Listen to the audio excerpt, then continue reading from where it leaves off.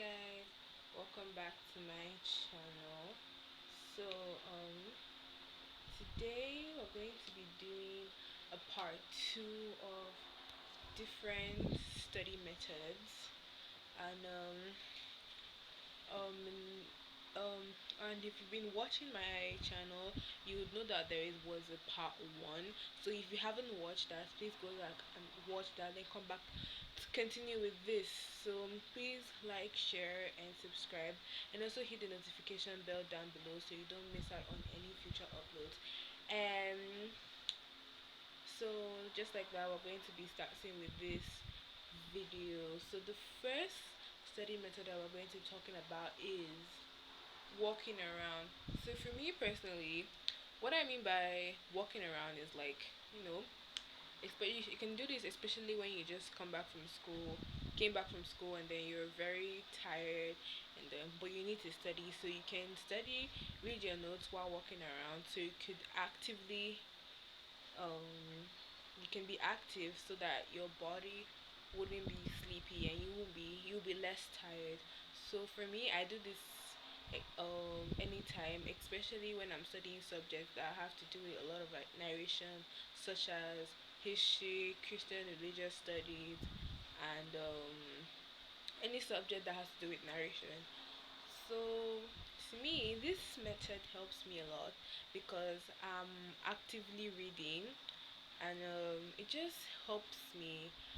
So you can walk around while reading, and it really helps me a lot because I just find myself grasping things much easier when I'm actively reading than sitting down on a desk. And while I'm sitting down on a desk and I'm tired, I could sleep off easily because I can just rest my head and then I'm sleeping. I don't even need to be studying on the bed to get tired.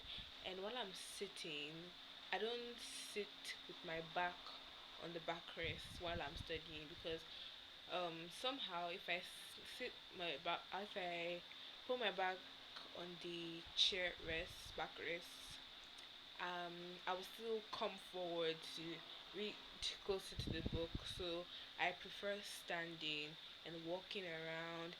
And then as I'm walking around, it's actually helping my memory because when like I'm in the exam, or I'm taking a test, and then I'm trying to remember something. I'll remember that, oh, I was in the living room when I was saying this. Oh, I was in my room when I was saying this. Oh, I was walking around here and there when I was saying it. Just kind of helps me. So for this study method, I think I would rate it a 10/10 because I really like it and I use it a lot. So another one we'll be going to is reading your notes out loud. So, reading your notes out loud, for me, I'm an auditory learner, so I read to my hearing because it just, reading to my hearing just helps me. For some other people, they might want to read within themselves because they feel that they're reading directly to their brain for some reason. But for me, I like to read out loud, and most of the time I study alone because if I read out loud and I'm reading with other people, I may be disturbing them. So yeah, so I read out loud, and it really helps me a lot. And maybe you should try it too. But if you see it doesn't help you, you prefer to use your reading within, then it's fine too. But I really love this, maybe because I'm an auditory learner. Then another study method I would like to talk about is teaching the materials to someone else. So what this helps you to do is to like um prove to yourself that you understand the material to the point where you could teach it to someone else. And if you're able to teach it to someone else, you're actually kind of,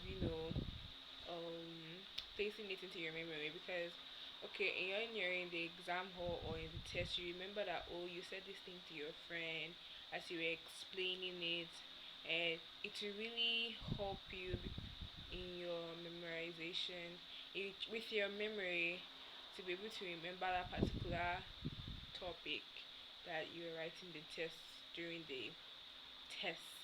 Another technique we'll be talking about is the flow time technique.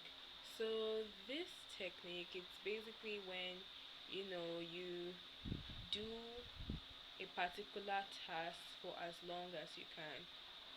And well, for me, I don't use it because if I'm doing a particular task as long as I can, it gives me the tendency or the excuse to procrastinate because normally, let's say I'll do math for an hour and a half, but because I'm using the flow time technique, I may use just 25 minutes because for me, I don't really like math. So when the math get harder, I just have the excuse to like, oh, I've done it for 25 minutes. That's long as I can do it for. So I don't really use it, but many people actually like using it. So for me personally, I don't like using it. But if but for me, when I have a limit, okay, I know I'll try my best to work productively and be able to meet up to that time. And then sometimes I may even exceed that hour and a half because I've already got into the math, and then that's a long time for me to like be able to get in flow. And when it comes to math, I don't like breaking my concentration because when I'm actually on getting to understand a particular topic, if I break my concentration and then say I'll complete it tomorrow, then I may not remember what I grasp, and may not remember the technique I use. Then I have to start, trying to remember what I did, and that's basically what I did the day before, and then that how it just continues. So that's why I don't like breaking my focus. Another study technique that I would like to talk about is batching. Batching is when you write down your to-do list and then grouping similar tasks together, and doing them at the same time. For example, let's say you need to write history notes, art notes, PH notes. You need to study this, that, and that. And you know, you can just you know write, take history note, PH note, and CCA note in one study session. Then you use another study session for studying.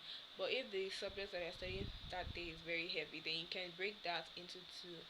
Maybe if you're studying two subjects, then 1 hour. So you study one and one in the first study session, and you take a break, and then you study the second subject in this other half of the session.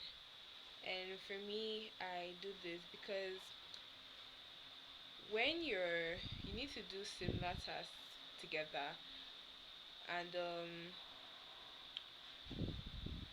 when you need to do like smaller tasks such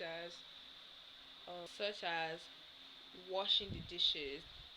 So when you're washing dishes, let's say you cooked and then you've eaten, you're not going to like wash the plates and then cut the grass and then come back and wash the pots and pans and then go and send an email and then come back and then wash the utensils. No, you would want to wash all the plates at once, then you can go out attend to other things. Same thing in batching, so you do similar tasks together, and then you it's a more productive way of doing things. Then the last study technique that I'm going to talk to you today is mock exams. To me, I love mock exams. And what is a mock exam? To me, mock exams is like creating questions for questions based on each subject or each topic, and then you know writing writing the answers after you finish studying a particular topic, so that you would know what you don't know, to identify what you don't know. And I really love this because when I'm done studying, when I create these questions and I'm answering them, I would know that, oh, this is what I don't know, this is what I can't remember. Is this has the same purpose as active recall. It also helps me to identify what I know and what I don't know. And it really get you in the mood for exams, because some of these mock exams that we set for ourselves can actually be the questions for you know the exam. And another tip I would like to add is that while you're taking mock exams or you're using your exam past papers, if your subject or your textbook has questions at the end of each chapter, I would advise you do it. And then if your textbook has like questions at the back of the book, that is collection of all questions from all the topics, I advise you do it.